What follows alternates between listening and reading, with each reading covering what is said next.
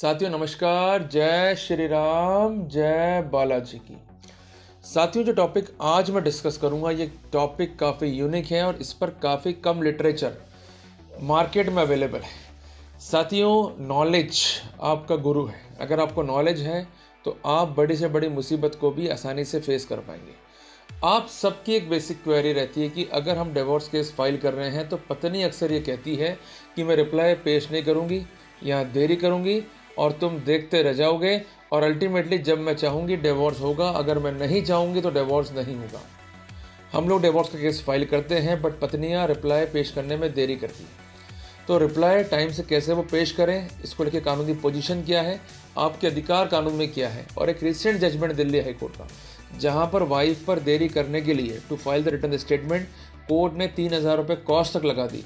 तो कुल मिला के ये जजमेंट्स अगर बन रहे हैं तो काफ़ी लाभकारी हैं मेंस राइट के लिए, और ये जजमेंट साबित करते हैं कि मेंस राइट आज भी जिंदा है।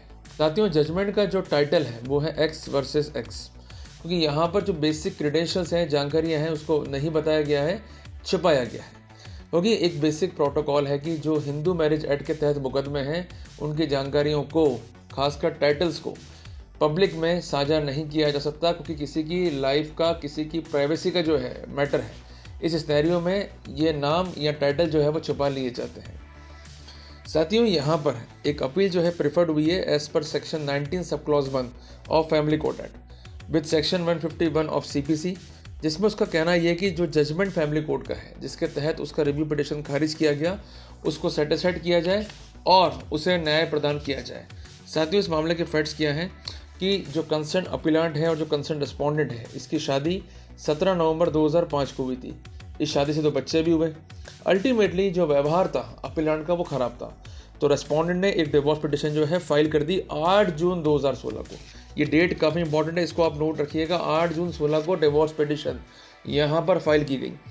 साथियों उसके बाद वाइफ जो है अपीयर हुई 3 जनवरी 17 को, और उसके बाद उसे अपना रिप्लाई जो है फाइल करना था। कोर्ट ने डायरेक्शंस भी दिए, अपॉर्चुनिटीज़ भी दी, पर उसने रिप्लाई फाइल नहीं करा, और जिस कारण से उसका रिप्लाई जो है 4 दिसंबर 17 को बंद करना पड़ा। साथियों उसके बाद उसने एक एप्लीकेशन प्रेफर करी कि जो ऑर्डर किया गया है उसको रद्द किया जाए और उसका रिटर्न स्टेटमेंट रिकॉर्ड पर रखा जाए। पर सबसे इम्पोर्टेंट बात, उस अर्जी को कंसिडर करने के बावजूद भी उसने अपना रिप्लाई फाइल नहीं किया। अल्टीमेटली उसका रिप्लाई का राइट बंद किया गया, उसने रिव्यू फाइल किया और उसे रिव्यू का अधिकार भी यहाँ पर नहीं दिया गया। कोर्ट ने कहा कि आप प्रोसीडिंग्स को अनवारंट तरीके से डिले कर रहे हैं।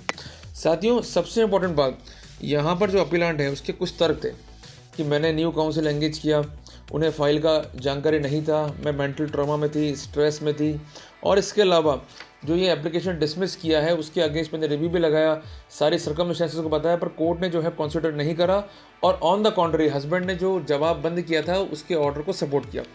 साथियों सबसे इंपॉर्टेंट बात, कोर्ट ने अपने फैसले में क्या लिखी, for the purpose of proceeding before the family court, कि जब भी कोई प्रोसीडिंग फैमिली कोर्ट में होगी तो it will be subject to the other provision of family court act. और सबसे इंपॉर्टेंट बात, यहाँ पर सीपीसी के प्रावधान भी जो है लागू होंगे।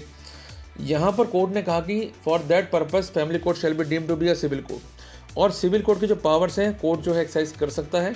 और सबसे इंपॉर्टेंट बात, सेक्शन 10 फैमिली कोर्ट एक्ट में कोर्ट जो है अपना प्रोसीजर लेट डाउन कर सकता है जो भी इश्यूज़ हैं या प्रोसीडिंग है उनके सेटलमेंट के लिए। और सेक्शन 14 में ऐसी एविडेंसेस को रिकॉर्ड पे ले सकता है, भले वो एडमिसिबल नहीं हो बट वो पार्ट ऑफ रिकॉर्ड बन सकती हैं। और इसके अलावा सेक्शन 20 जो है फैमिली कोर्ट एक्ट का, इस एक्ट को एक ओवरराइडिंग इफेक्ट जो है प्रोवाइड करता है ऑन एनी अदर लॉ।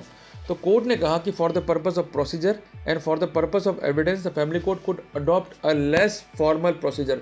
तो कोर्ट ने इस एक्सप्रेशन में जो है जोड़ दिया लेस फॉर्मल प्रोसीजर, और कोर्ट जो है अपना प्रोसीजर भी जो है अडॉप्ट कर सकता है और अपना एक प्रोसीजर सेक्शन 10 के तहत लेट डाउन कर सकता है। यहाँ मैं जोड़ दे रहा हूँ सेक्शन 10 फैमिली कोर्ट एक्ट के ऊपर। साथियों सबसे इंपॉर्टेंट बात यह है कि सीपीसी के प्रोविजंस भी जो है यहाँ पर एप्लीकेबल हैं, तो कोर्ट को बैलेंस करना है सेक्शन 10 फैमिली कोर्ट एक्ट में और सीपीसी के अंदर। और जो टाइम पीरियड है for filing the return statement, अगर हम बात करते हैं प्रोसीजर लॉ की तो वहाँ पर स्ट्रिक्ट है। बट सबसे इंपॉर्टेंट बात कि सेक्शन 10 फैमिली कोर्ट एक्ट का जो है एक्सेप्शन बताता है और ये कहता है कि कोर्ट जो है अपना प्रोसीजर लेट डाउन कर सकता है। बट इसका मतलब ये नहीं है कि जो बेसिक जनरल गाइडलाइंस है उससे कोर्ट को डिपार्चर करने की छूट मिल गई है। यहाँ पर कोर्ट ने लिखा कि रीजनेबल टाइम में वो फाइल हो जाना चाहिए, अगर वो नहीं हो रहा है तो उसको एक्सेप्शनल सर्कमस्टेंसेस कोर्ट करनी होगी। अगर वैसा नहीं कर रही है तो वहाँ पर अपोजिट पार्टी खतरे में आएगी। तो कोर्ट ने यहाँ पर जवाब को रिकॉर्ड पर रहने के साथ साथ एक कंडीशन भी जो है इम्पोज कर दी। कोर्ट ने फैसले में क्या लिखा, it would be just and equitable to permit the taking of return statement on record subject to the cost of ₹3000। तो कुल मिला के ये जजमेंट जो है हमें 4 बात जो है सिखा के जाता है। सबसे पहली बात कि भले ही सेक्शन 10 फैमिली कोर्ट एक्ट से फैमिली कोर्ट्स गवर्न है, पर इसका मतलब ये नहीं है कि जो प्रोसीजर लॉ के बेसिक फीचर्स हैं उससे कोर्ट अपनी इच्छा से डाइवर्जन करते हुए एक इनफाइनाइट टाइम पार्टी को दे देगा टू फाइल द रिप्लाई। दूसरी बात, अगर एक्सटेंशन चाहिए टू फाइल द रिप्लाई तो कंसर्न पार्टी को रीजनेबल कॉज देना होगा, जिस कारण आपसे मैं हमेशा कहता हूं कि सेक्शन 151 सीपीसी की अर्जी हाथ में रेडी रखो विद ऑर्डर 8 रूल 10 की इसका जवाब बंद करके इस फाइल का फैसला कर दिया जाए। अगर ये अर्जियां लगाओगे, राइटिंग में बात कहोगे तो कोर्ट पर दबाव बनता है। वर्बल बातें कोर्ट में ना किया करो, जितना वर्बल कहोगे उसका कोई महत्व नहीं है। कहते हैं कि 1 लिखा और 100 बका, तो लिखने में विश्वास रखो। तीसरी बात यह है कि section 10 family court act versus CPC को अगर हम देखें तो दोनों ही कानून में कोर्ट को जो है बैलेंस करना पड़ेगा।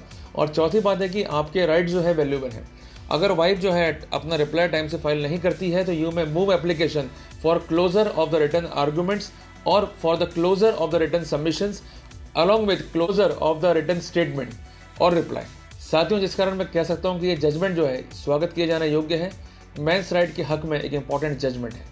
तो साथियों, जब भी आपको इस तरह की तकलीफ आ रही है तो अपने राइट्स का जो आपको कानून में दिए गए हैं उसका उपयोग करें। और वाइफ अगर स्पेसिफिक रीज़न नहीं बता पाती है या अपोजिट पार्टी स्पेसिफिक रीज़न नहीं बता पा रही है तो वहाँ पर जजमेंट जो है काफ़ी हेल्पफुल है। उसका डिफेंस या उसका reply liable to be struck out है। तो साथियों, इंपॉर्टेंट लीगल जानकारी आज आपको इस सोशल मीडिया के माध्यम से शेयर कर रहा हूँ, इसका आप लाभ उठाएं, इस जजमेंट पर रिलाई करें और अपने राइट्स को सिक्योर करें। साथियों, मिलते हैं एक नए टॉपिक के साथ। टिल देन, जय श्री राम, जय बालाजी।